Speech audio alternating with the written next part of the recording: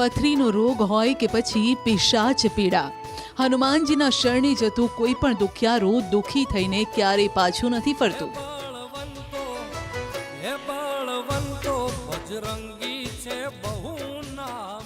દાદાના દરબારમાં દુઃખ ને પીડા લઈને જતા લોકો હસતા મોઢે પરત ફરે છે. અમદાવાદના બોપલ વિસ્તારમાં આવેલ સિદ્ધ વિજય હનુમાન મંદિર અનેકોની શ્રદ્ધાનું કેન્દ્ર છે. नासे रोग हरे सब पीरा, जपत निरंतर हनुमंत वीरा, संकट से हनुमान छुड़ावे, मन कर्म वचन जो ध्यान लावे. अमदावादના બોપલ વિસ્તારમાં આવેલું એક એવું મંદિર કે જ્યાં આવતાની સાથે દરેક વ્યક્તિને શાંતિ મળે છે. એવું મંદિર કે જ્યાં આવતાની સાથે દરેક વ્યક્તિની મનોકામના પૂર્ણ થાય છે. સિદ્ધ વિજય હનુમાન મંદિર નામ આપવામાં આવ્યું છે.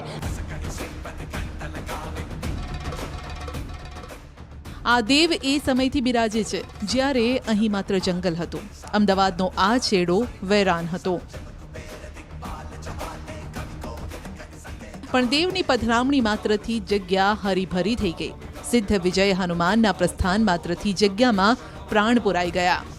દાદાની મૂર્તિની પ્રાણ પ્રતિષ્ઠા કરેલી છે અને 15 થી 20 વર્ષ જેવું થઈ ગયું છે.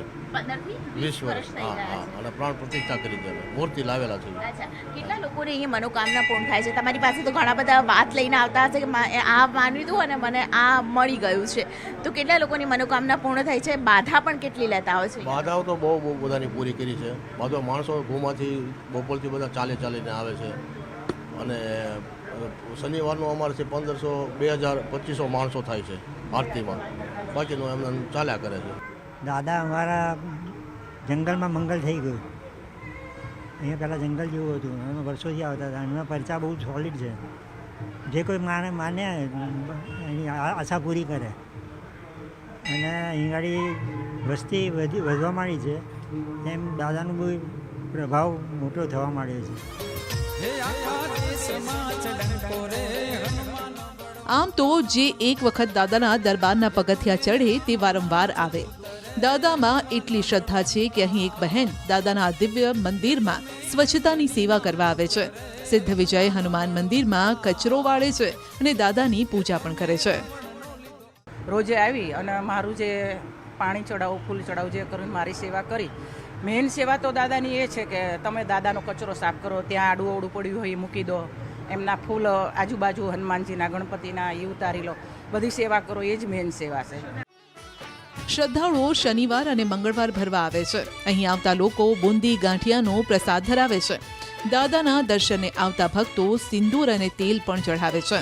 અને ખાસ તો આ તેલનો વ્યય ન થાય એ માટે મંદિર પ્રશાસને કંઈક અલગ રીતે વ્યવસ્થા કરી છે.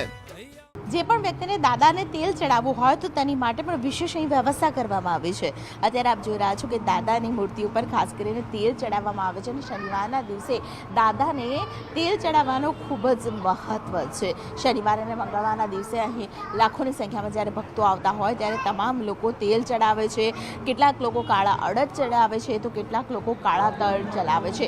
અહીં સિંદૂર પણ ચડાવવામાં આવે છે. અહીં જે સિંદૂર છે તેનાથી ચાંદલો પણ લોકો કરતા હોય છે. સૌથી મહત્વની વાત એ છે કે આ જે તેલ આપ જોઈ રહ્યા છો તેને એક પાત્રમાં રાખવામાં આવી છે. મૂર્તિ પણ એક પાત્રમાં રાખવામાં આવી છે.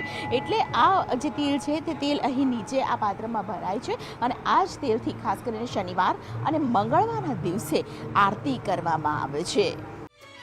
જેમ જેમ લોકો અહીં આવવા લાગ્યા તેમ તેમ આ જગ્યાની વાતો લોકો સુધી પહોંચવા લાગી. કંઈ કેટલાય લોકોના દુઃખ દર્દ હનુમાનજીના દર્શન માત્રથી જ દૂર થઈ ગયા છે. આ મંદિરની અંદર હું છેલ્લા હમણાં 1 મહિનાથી આવું છું અને અહીંયા આવું ને તો એક અલગ જ મને એક પોઝિટિવ વાઇબ્સ મળે છે, જે હું અહીંથી બહાર નીકળું ને પછી પણ સતત ચાલુ રહે છે. તો હવે મારો એક નિત્યક્રમ બની ગયો છે કે હું દરરોજ સવારે જાગીને નાહી ધોઈને અને મંદિરે દાદાના દર્શન કરવા આવવાના. અહીંયા બાજુમાં જ રામેશ્વર મહાદેવનું મંદિર છે, એમને દરરોજ જળ અર્પણ કરવાનું.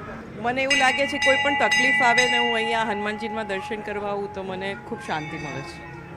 એવી જીવનમાં ઘણા બધા ઇન્સિડન્ટ થયા હશે તમારા જીવનમાં? હા, એટલે કંઈક એવું નાનું મોટું થયા કરતું હોય અને દર શનિવારે હું આવું છું લગભગ 3.5 વર્ષથી. આમ ભલે મંદિર 15 વર્ષ જૂનું હોય, દાદાની મૂર્તિની અહીં પ્રાણ પ્રતિષ્ઠા કરવામાં આવી હોય, પણ સિદ્ધ વિજય હનુમાન મંદિર દર્શન માત્રથી અને શ્રીફળની બાધાથી મનોવાંછિત ફળ આપે છે.